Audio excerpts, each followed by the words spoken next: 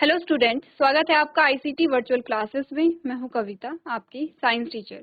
उम्मीद करती हूं आप सभी अच्छे होंगे और स्वस्थ होंगे। सो क्लास कंटिन्यू करेंगे अपना चैप्टर जिसका नाम है न्यूट्रिशन इन एनिमल्स, यानी कि जंतुओं में पोषण। और इसमें हमारा जो टॉपिक चल रहा है वो है डाइजेशन इन ह्यूमंस, यानी कि मनुष्यों में पाचन। तो अभी तक आपने देख लिया है मनुष्य में जो पाचन तंत्र है उसको आपने पढ़ा है, देखा है। आज हम डिस्कस करने वाले हैं कि जो पाचन है उसमें कितने स्टेप्स होते हैं और पाचन की जो प्रक्रिया है उसे हम यहाँ पर स्टार्ट कर लेंगे। तो आइए चलते हैं स्मार्ट बोर्ड की तरफ और अपना टॉपिक स्टार्ट करते हैं। चलिए, तो हम यहाँ पे डिस्कस कर रहे हैं अपना चैप्टर जिसमें हमने बात की है न्यूट्रिशन इन प्लांट्स।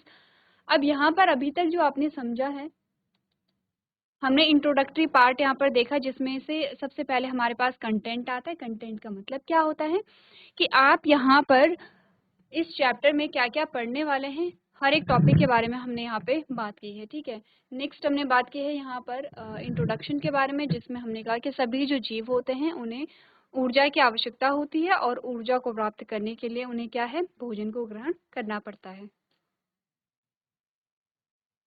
चलिए आगे बढ़ते हैं। आगे हमने कहा कि जो भोजन ग्रहण करने के तरीके होते हैं वो अलग अलग तरीके हमने देखे थे, जिसमें हमारे पास एक टेबल आती है जिसमें हमने अलग अलग जो जीव हैं उनके बारे में बात किया, जैसे कि स्नेल है, घोंघा जिसे कहते हैं, आंट यानी कि जो चींटियां होती हैं, ईगल जिसे कि आप क्या कहते हैं, बाज या गरुड़ कहते हैं, हमिंग बर्ड एक सबसे छोटी जो बर्ड होती है, लिक है, मॉस्किटो, बटरफ्लाई, हाउस फ्लाई, यानी कि आपने बात की है यहाँ पर जो मच्छर होता है, जो तितली होती है, जो मक्खी होती है। और आपने बात की है अमीबा। अमीबा क्या होता है, अमीबा का आकार क्या होता है, ये जलीय जीव है, बहुत सूक्ष्म जीव होता है, बहुत छोटा जीव होता है। ठीक है, और स्नेक हमने देखा है कि ये किस प्रकार का भोजन ग्रहण करते हैं और कैसे करते हैं, ये दोनों चीजें हमने यहाँ पे डिस्कस की हैं।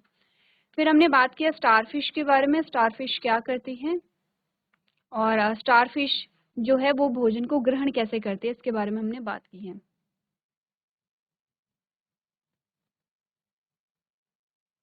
अब आते हैं डाइजेशन पे कि डाइजेशन या पाचन क्या होता है और पाचन किसे कहते हैं। तो आगे बढ़ते हैं और यहाँ पर हमने डिस्कस किया था प्रीवियस लेक्चर में जो हमारा डाइजेस्टिव सिस्टम है उसके अलग अलग पार्ट्स हमने देखे। सबसे पहले हमने माउथ के बारे में बात की है जिसमें आप बक्कल कैविटी, टीथ और टंग, सलाइवा, इन सभी चीज़ों के बारे में डिस्कस करेंगे।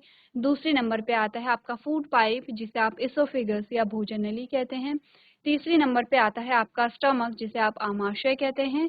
चौथे नंबर पे आती है आपकी छोटी आंत जिसे आप स्मॉल इंटेस्टाइन कहते हैं और जिसकी जो लंबाई है वो 7.5 मीटर है।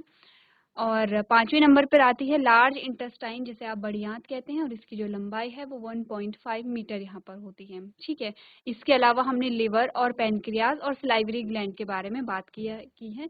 जैसे कि अगर हम यहाँ पर देखें तो आपने कहा कि यहाँ पर आपको जो अलग अलग पार्ट्स हैं उनके बारे में आपको बता रखा है। और ग्लैंड्स की अगर बात करें, ग्रंथियों की बात करें, तो ये हमारे पास आती है ग्रंथियाँ।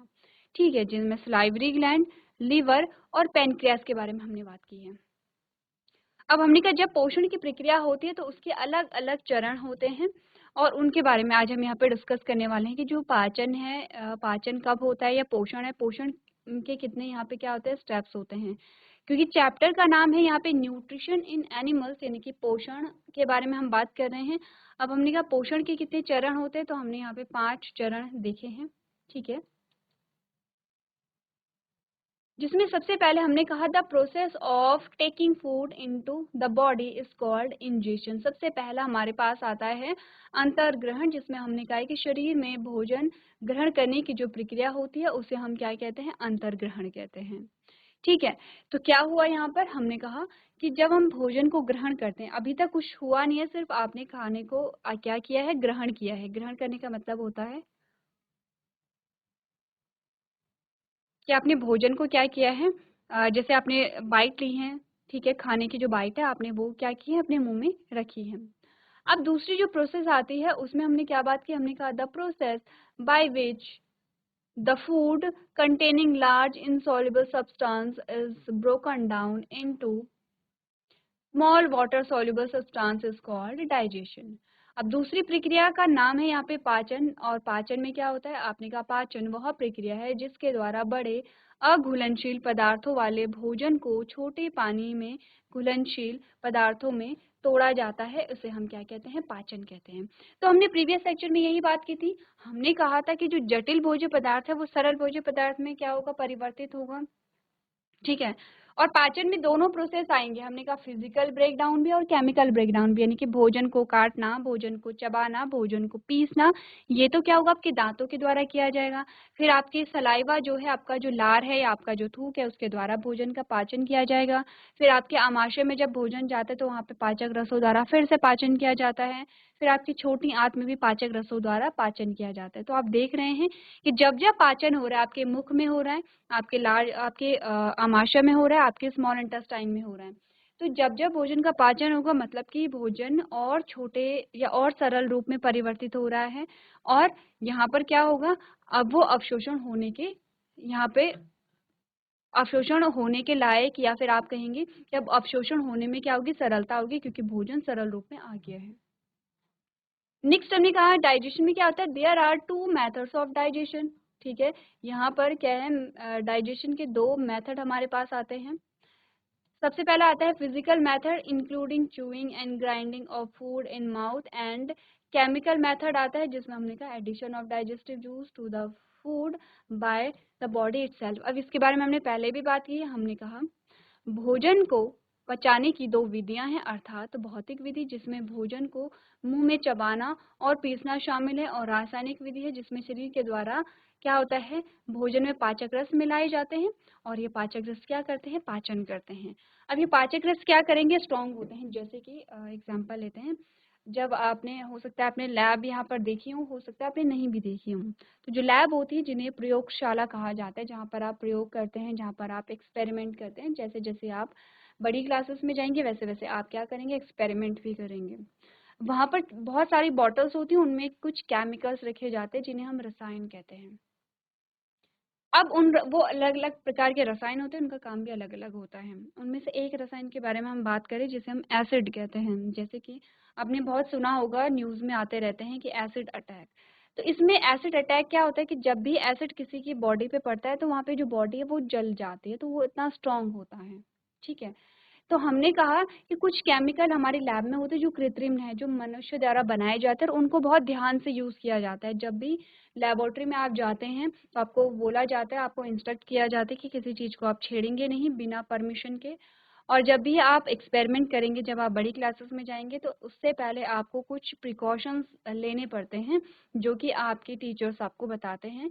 और टीचर्स की प्रेजेंस में ही आप क्या कर सकते हैं? लैब में जा सकते हैं और लैब में प्रैक्टिकल कर सकते हैं। ठीक है।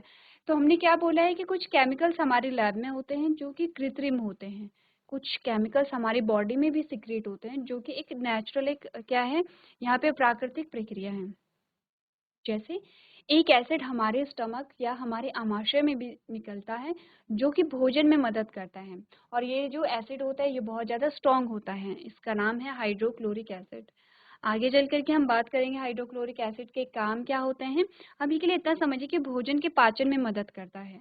तो इसी प्रकार के और भी हमारे बॉडी में क्या निकलते हैं? पाचक रस। अब ये जो एसिड है जो हमारी बॉडी में है, वो हमारे लिए क्या है? बेनिफिशियल है, लाभदायक है, क्योंकि हमारी बॉडी में पाचन की प्रक्रिया को यहाँ पे क्या कर रहा है? उसमें मदद कर रहा है।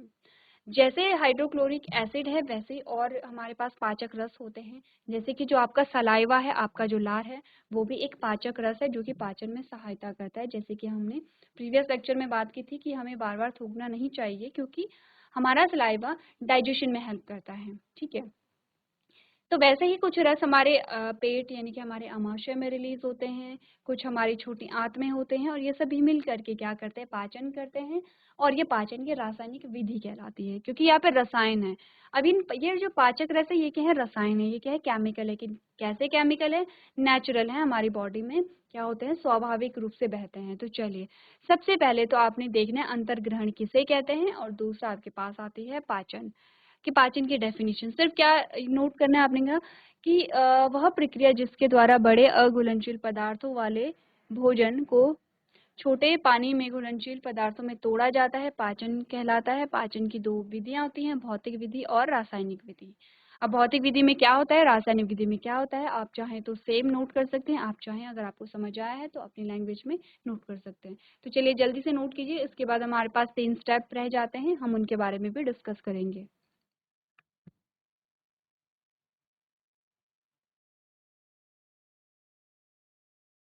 चलिए आगे बढ़ते हैं और अगली जो हमारे पास प्रक्रियाएं आती हैं उनके बारे में बात करते हैं। अब क्या हो गया है, अंतर्ग्रहण कर लिया है, डाइजेशन हो गया है। अब नेक्स्ट जो प्रोसेस आती है आपने कहा वो आती है एब्जॉर्प्शन। इसमें क्या होता है, the process by which the digested food pass through the intestinal wall into the blastoderm is called absorption. अब इतना कुछ आपको याद करने की जरूरत नहीं है, सिंपल सी चीज ये है कि जब भोजन का पाचन हो गया है तो अब जो भोजन है वो हमारे पाचित भोजन, ठीक है, वो हमारे जो रक्त है वो हमारे रक्त में क्या होता है, अवशोषित हो जाता है, एब्जॉर्ब हो जाता है। जैसे एब्जॉर्ब होने का मतलब समझते हैं, जैसे कि आपने देखा होगा कि हमारे घर में पानी गिरता है तो हम कपड़ा रखते हैं और कपड़े से कपड़ा क्या करता है, उस पानी को सोख देता है। तो कपड़े के द्वारा वो पानी को जो सोखना होता है उसे हम अवशोषण कहते हैं या एब्जॉर्प्शन कहते हैं।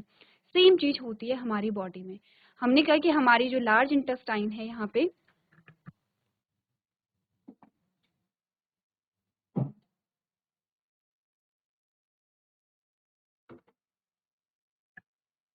हमने कहा हमारी जो लार्ज इंटेस्टाइन है यहाँ पर उसमें क्या होता है, जैसे कि देखिए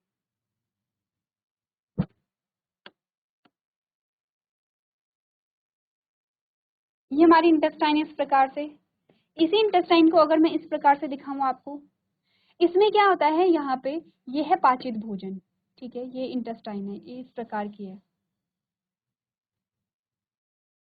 और यहाँ पर हमारे क्या है, ये ब्लड वेसल्स हैं, यहाँ पर हमारा क्या है, रक्त है, ये पूरा हमारा रक्त यहाँ पर है। अब यहाँ पे जो पाचित भोजन होता है, ये पाचित भोजन कहाँ जाता है,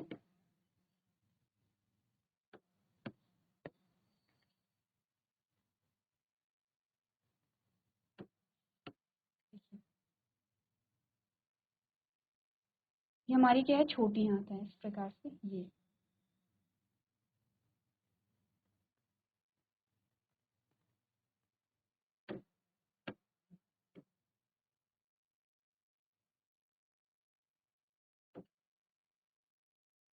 ठीक है, आंत को हम डिफरेंट कलर से दिखाते हैं क्योंकि ब्लड भी आपका रेड हो जाएगा तो हम डिफ्रेंशिएट नहीं कर पाएंगे।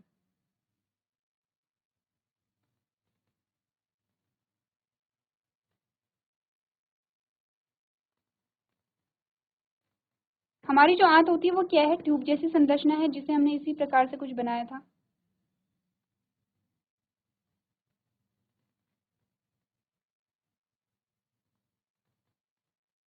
ठीक है, अब यहाँ पर हमारी क्या आती है, ब्लड वेसल्स। ब्लड वेसल्स क्या होती हैं, ब्लड वेसल्स होती हैं हमारी रक्त वाहिनियां। रक्त वाहिनियां क्या होती हैं, कुछ पाइप जैसी संरचनाएं होती हैं जो कि जिनमें कि हमारा जो रक्त है वो बहता है। अब यदि हम बोलें कि जो भोजन है पाचित भोजन, वो यहाँ पे पूरा पाचन हो गया भोजन के, ये है पाचित भोजन, इसका पूरा पाचन हो गया है। ठीक है, अब ये जो भोजन है ये क्या करता है, ये यहाँ से आपकी छोटी आंत से आपके ब्लड वेसल्स यानी कि आपके रक्त वाहिकाओं में चला जाएगा और ये है आपकी रक्त वाहिनियाँ। ठीक है, ये है रक्त वाहिनियाँ और इनमें कहा हमने बोला, इनमें यह है भोजन, ये जो छोटी छोटी ड्रॉपलेट जो आपको दिखाई दे रही हैं, ये है पाचित भोजन। ठीक है, इस पाचित भोजन को अब हम ग्लूकोज बोलेंगे, ये ध्यान रखेंगे। ये क्या है, पाचित भोजन का नाम क्या है, ग्लूकोज। ये ग्लूकोज जाता है और किसी भी ऑर्गन में, फॉर एग्जाम्पल सेल, वैसे तो सेल में जाता है लेकिन इतने डिटेल में भी नहीं जाएंगे क्योंकि आप कंफ्यूज हो जाएंगे। तो हमने कहा ये जाता है किसी ऑर्गन में, फॉर एग्जाम्पल कौन सा पार्ट है, ये हमारा स्टमक है, ये जाता है हमारे स्टमक में और ये क्या करता है, इस पाचित भोजन को किसको दे देता है, हमारे स्टमक की जो सेल्स हैं या हमारा जो आमाशय है उसे दे देते हैं। अब यहाँ पर क्या होगा, एक्चुअली में हमें चाहिए ऊर्जा, हमें क्या चाहिए, ऊर्जा चाहिए। तो स्टमक में क्या होता है, देखिए स्टमक में होता है, अब ये जो पाचित भोजन है, ये जो पाचित भोजन है,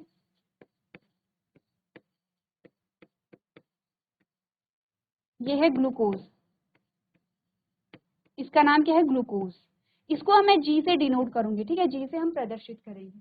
तो हमने कहा जब यहाँ पे ग्लूकोज जाता है, फिर आप सांस लेते हैं, सांस में आप क्या लेते हैं, ऑक्सीजन लेते हैं, तो ये क्या करता है, ग्लूकोज को तोड़ता है, और जब जब ग्लूकोज टूटेगा तब हमें क्या मिलेगी, E4 एनर्जी। ठीक है, ये क्या है, एनर्जी। एनर्जी का मतलब क्या होता है, ऊर्जा। तो मिल गई हमें भोजन से ऊर्जा। हमने ये बोला, हमने खाना खाया, खाने का पाचन हुआ, अब हम उस पाचित भोजन को ग्लूकोज कहेंगे। ये ग्लूकोज हमारी छोटी आंत से कहा जाता है, हमारे ब्लड में अवशोषित हो जाता है। ब्लड से ये अलग अलग सिर्फ आमाशय में नहीं जाएगा, सभी भागों में जाएगा और सभी भागों में ग्लूकोज को पहुंचाता है। अब जब क्या होता है, ग्लूकोज जब हम सांस लेते हैं तो ऑक्सीजन लेते हैं, ऑक्सीजन ग्लूकोज को तोड़ देगा। जब ऑक्सीजन ग्लूकोज को तोड़ता है तो हमें क्या मिलती है, एनर्जी मिलती है। हमने कहा यही तो पोषण है, इसी को तो हमने पोषण कहा था। तो हमने कहा कि हमें क्या चाहिए, यहाँ पर ऊर्जा चाहिए। जो ऊर्जा हमें कहाँ से मिल गई है, अब जो ग्लूकोज है उसके टूटने से मिल गई है। तो ये जो पूरी प्रोसेस, हम सिर्फ इसकी बात कर रहे हैं, ये है एब्जॉर्प्शन।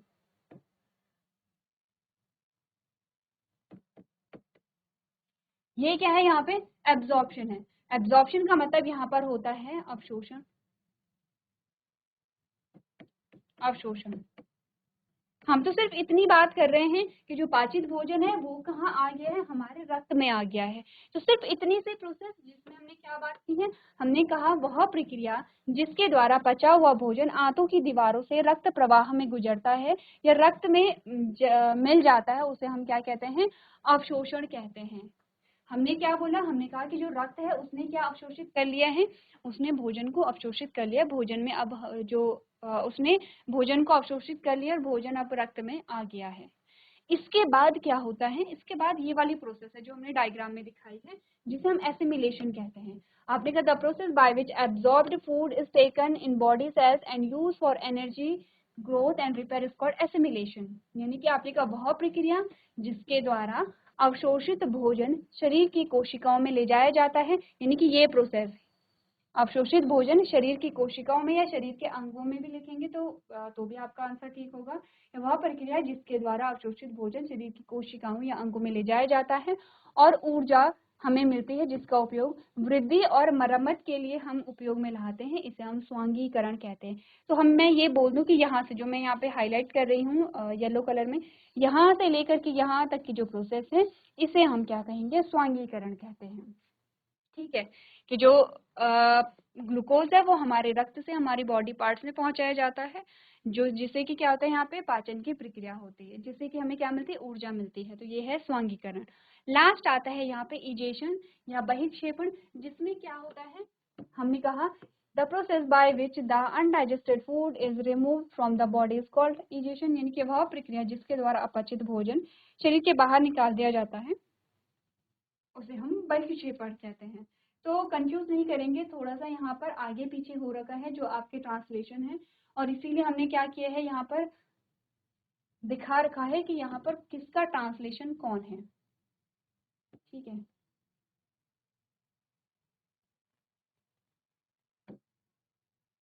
जैसे कि इसका ट्रांसलेशन ये है, इसका ट्रांसलेशन ये है।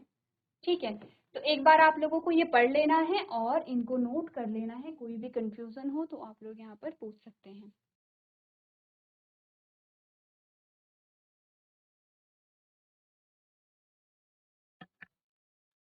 चलिए आगे बढ़ते हैं और अब बात करते हैं यहाँ पे ह्यूमन डाइजेस्टिव सिस्टम, जो कि आप यहाँ पे बना लिया है, हमें यहाँ पे पढ़ लेना है। आपने कहा the system that consist of the digestive tract along with glands is called digestive system. Definition note कर लेंगे। आपने कहा वह प्रणाली जिसमें पाचन तंत्र के साथ साथ ग्रंथियां भी होती हैं पाचन तंत्र कहलाती हैं।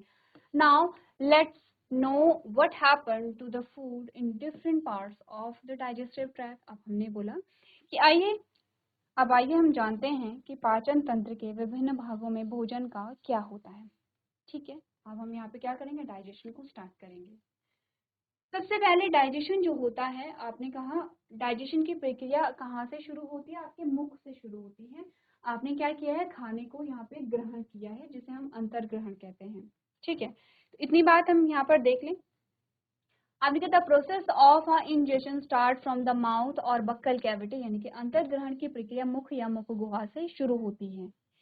As we ingest food the salivary into the small pieces by as we ingest food, the salivary glands present in the mouth start its digestion.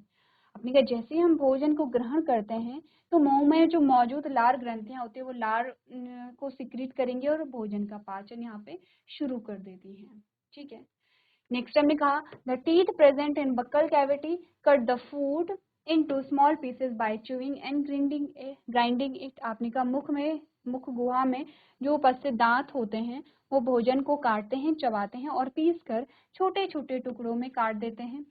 अगली जो स्टेप होगा उसमें क्या होगा, आपने कहा सलाइवरी ग्लैंड सेक्रेट अ वाटरी लिक्विड सलाइवा। सलाइवरी जो लार ग्रंथियां होती है जलीय द्रव्य यानी कि लार का स्राव करती हैं। This saliva contain a digestive enzyme which help in partial digestion of food starch. आपने कहा इस लार में पाचक एंजाइम होता है जो भोजन यानी कि स्टार्च के आंशिक पाचन में मदद करता है। The tongue helps in mixing saliva with food. जो जीभ होती है वो भोजन के साथ लार को मिलाने में मदद करती है। And this partially digested food is swallowed by the tongue. और आपने कहा ये आंशिक पचा हुआ भोजन या क्या किया जाता है, निगल दिया जाता है। ये आपको सभी के कार्य बता दिए गए हैं, जैसे कि आपने कहा लार के, आपने कहा टीथ के और आपने कहा टंग के, जो कि एक शॉर्ट फॉर्म में आपको बता दिया गया है। हमने कहा कि सबसे पहले जब आपने खाना खाया तो आपके दांत क्या करते हैं, भोजन को काटते हैं। जो फ्रंट के आपके दांत होते हैं वो क्या करेंगे, भोजन को काटते हैं। जब आप बाइट लेते हैं, कोई भी चीज आप खा रहे हैं, तो जो आपके आगे के जो फ्रंट के जो दांत होते हैं आप उन्हीं के यूज करते हैं। यहाँ पे जो आपके आगे के 4 दांत होते हैं ऊपर और नीचे, अपर एंड लोअर जॉ में, जॉ यानी कि जबड़ा। ठीक है, तो जबड़ा क्या होता है, जैसे कि जिनमें आपका नीचे के जो दांत लगे हुए हैं वो नीचे का जबड़ा है, जिनमें ऊपर के दांत लगे हुए हैं वो ऊपर का जबड़ा है, उसे हम जॉ कहते हैं, अपर जॉ या लोअर जॉ। अब हमने कहा कि दांत क्या होते हैं, आपके अलग अलग प्रकार के होते हैं। ठीक है, इंसीजर है, कैनाइन है, प्रीमोलर और मोलर। ये 4 प्रकार के दांत हमारे होते हैं। 4 प्रकार यानी कि इनका जो स्ट्रक्चर होता है, इनकी जो संरचना होती है या शेप आप कहिए, इनकी डिफरेंट होती है। आगे चल करके हम देखेंगे, जैसे कि अगर आप अभी देखें ये इस प्रकार के, तो कभी आपने नोटिस किया होगा, नहीं किया है तो आज जा करके घर में करेंगे, कि हमारे जो फ्रंट के जो दांत होते हैं वो थोड़ा अलग होते हैं, वो चौड़े होते हैं। ठीक है, वो क्या होंगे, ये वाले जो दांत आपके होते हैं ये चौड़े होते हैं। आपने कहा जो साइड के दांत होते हैं वो थोड़ा नुकीले होते हैं। साइड के जो दांत होते हैं वो क्या होते हैं, नुकीले होते हैं। ठीक है, अब आप थोड़ा सा और साइड में जाएंगे तो अब आपने कहा कि वो जो दांत हैं वो यहाँ पर कैसे होंगे, कुछ इस प्रकार के दांत हो जाते हैं। इस प्रकार के दांत ये थोड़ा चौड़े हो जाते हैं, जो कि चबाने के लिए जो ज्यादा जो स्पेस है इनमें बनने लगता है। ठीक है, तो हमने कहा इनके काम भी अलग होते हैं। जैसे इंसीजर जो फ्रंट के दांत होते हैं वो काटने का काम करते हैं। ठीक है, हमने कहा जो कैनाइन्स होते हैं जो साइड में रहते हैं वो चीजें फाड़ने का काम करते हैं। और प्रीमोलर और मोलर जो लास्ट के दांत होते हैं जो कोने में होते हैं, जहां आप अच्छे से ब्रश नहीं कर पाते हैं, जहां ब्रश करने में डिफिकल्टी होती है, लास्ट के जो दांत होते हैं वो प्रीमोलर और मोलर हैं।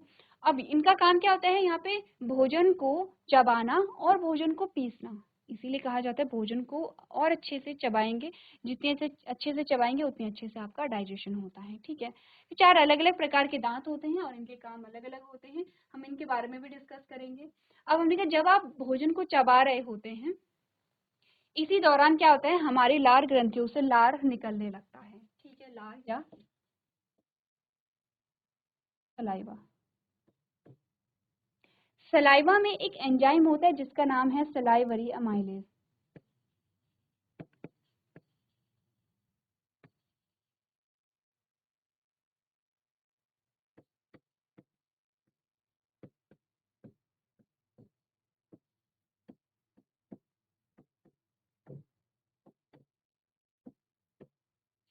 ये क्या करती है, ये पाचन में मदद करेगा। सलाइवरी अमाइलेज जो एंजाइम होता है ये पाचन करता है, लेकिन किसका, कार्बोहाइड्रेट का। अब कार्बोहाइड्रेट क्या होते हैं, आपने क्लास 6 में पढ़े हैं कार्बोहाइड्रेट। एक बार आप लोग क्या करेंगे, घर से पढ़ करके लेके आएंगे कार्बोहाइड्रेट क्या होते हैं।